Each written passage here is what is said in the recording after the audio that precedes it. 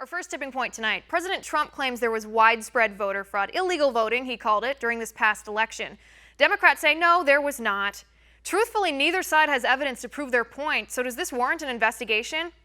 From where I sit, I guess I don't understand the fuss here. This is not the first time President Trump has talked about voter fraud, and we've seen instances of voter fraud, or at the very least, the potential for voter fraud, as recently as the videos released by James O'Keefe before the election. This is not a partisan issue. If the integrity of our vote is at stake, we owe it to ourselves, the American people, Republicans, Democrats, independents, to investigate. If somebody's not willing to investigate something so critical to the credibility of our republic, that should give us pause to ask why not. But first, take a look. You have people that are registered who are dead, who are illegals, who are in 2 states. You have people registered in 2 states. They're registered in New York and in New Jersey. They vote twice. There are millions of votes, in my opinion. Now, I'm going to do an investigation. You're now president of the United States. When you say of course, and I want the voting process to be legitimate. But now, what I'm asking, when you say, in your opinion, millions of illegal votes, that is something that is extremely fundamental to our functioning democracy, a fair and free election. You say you're going to launch an investigation into this. Done. Joining me now, history professor and author of Obama's America, a transformative vision of our national identity, Ian Reifowitz. Ian, thanks for being here. Always good to see you, Liz. All right, Ian, let's start out with this question of the day. I think it's a good one today. And as you know, President Trump claims there was widespread voter fraud, illegal voting, he called it, during this election. He also says during past elections, not just in 2016. Democrats are immediately responding to this, saying no, there was no evidence whatsoever of voter fraud on any scale, but particularly on this mass scale. Ian, truthfully, I don't think either side has the evidence to prove their point. So why does this warrant an investigation? Or if you disagree with that, why does it not warrant an investigation? Well, Liz, let's start with the concept of burden of proof, right? If I said, hey, Joe, prove to me that you didn't cheat on your wife, what is he going to do? Is he going to get an affidavit signed by every woman in the world saying, no, Joe didn't cheat with me?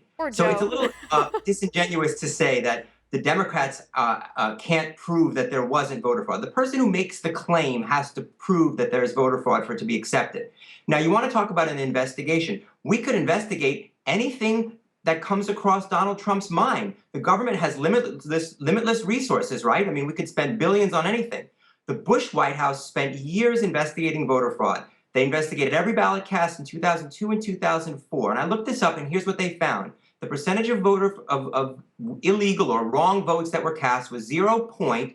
Right, no, that's the common number. We've heard that before, and I actually do agree with you. I think President Trump should provide evidence here, especially when he makes a claim like this, that everyone, I mean, he's the president of the United States now, he's not a candidate. When he makes a claim like this, he should back it up. The reason I do think it warrants an investigation, even if there have been small investigations in the past, is for the reason he cited in this interview, and then an additional study that I found. I mean, we've seen instances where this could have easily happened. I mean, we saw the instances before the campaign, the James O'Keefe videos, I mentioned them in the introduction, where people impersonated other people, you know, without the ID. They don't have to prove who they are at the poll on election day. I mean, the idea that there's the potential for voter fraud, that I think is what Democrats are missing the point on this issue.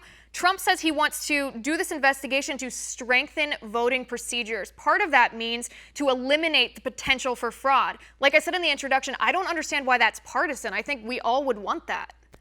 I can tell you 3 people who we know are registered to vote in 3 states. Steve Bannon, Steve Mnuchin, and Tiffany Trump. That doesn't mean any of those 3 people, and you can look that up, all 3 of them. No, I have that in my notes. I agree with you. I think it's a good example. It doesn't mean that they voted illegally or that they did anything wrong. They just didn't bother unregistering, which they don't have to do by law.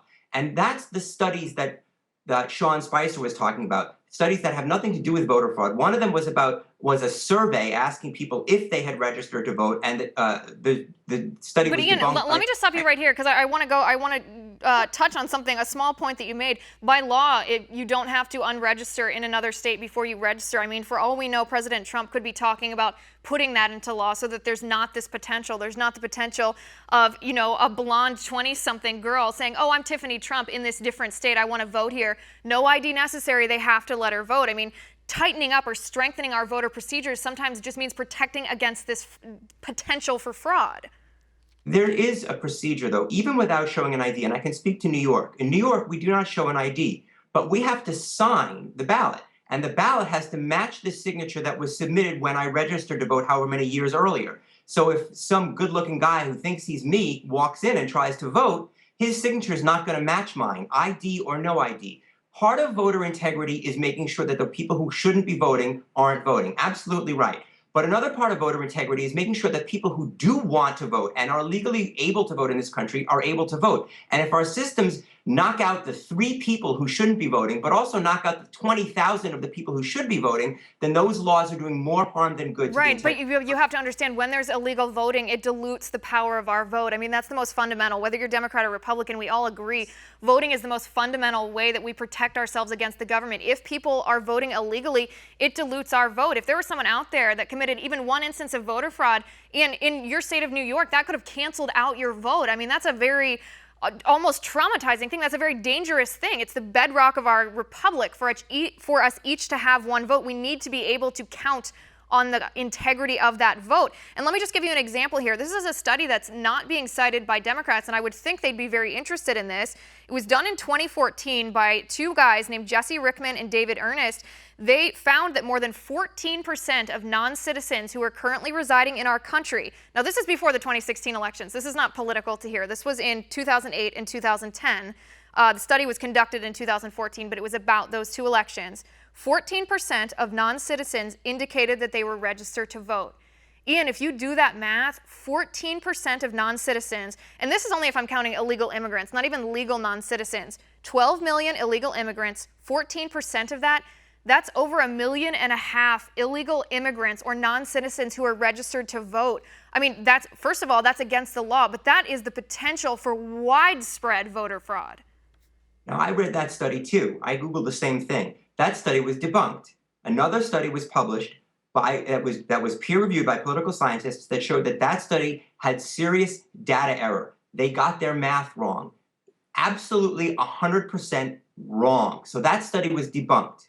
I mean, you can't just sit here, I think, for both of our viewers' sake and for my sake, you can't just say, oh, that's not true, that's debunked. If you have evidence that it is, I mean, I'm willing to hear that. I heard last night, you know, when we were talking about the Pew Research study where 1.2 million dead Americans still registered to vote. There's some issues with that study. I accept that, I understand that, but just saying, oh, I don't think that study's the case or it's debunked without saying why, without pointing to what was wrong with it, I mean, I can't accept that without proof.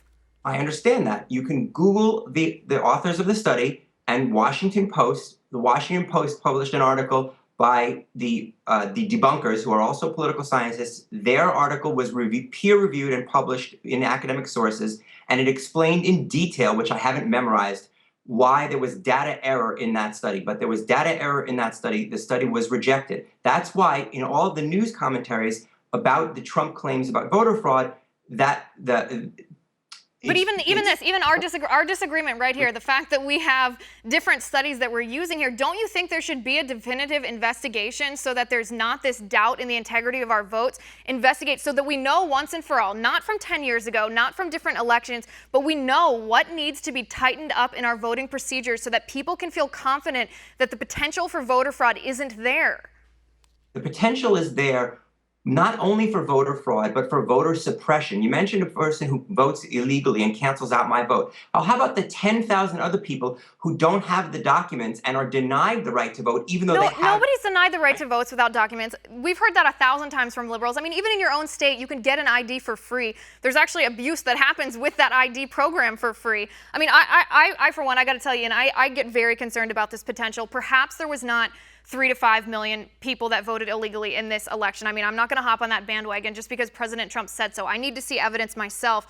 But I also saw evidence before the election of Democratic operatives saying that they bust people in from out of state. They're talking about how they wanted to commit mass voter fraud. No, I don't think that they did that. But just the fact that people are thinking about it, the fact that our system leaves that open, that loophole. I mean, call me a cynic here, but I don't have a lot of faith in human nature in that way. I think we need it as tight as we absolutely can have it so that the integrity of our vote is protected.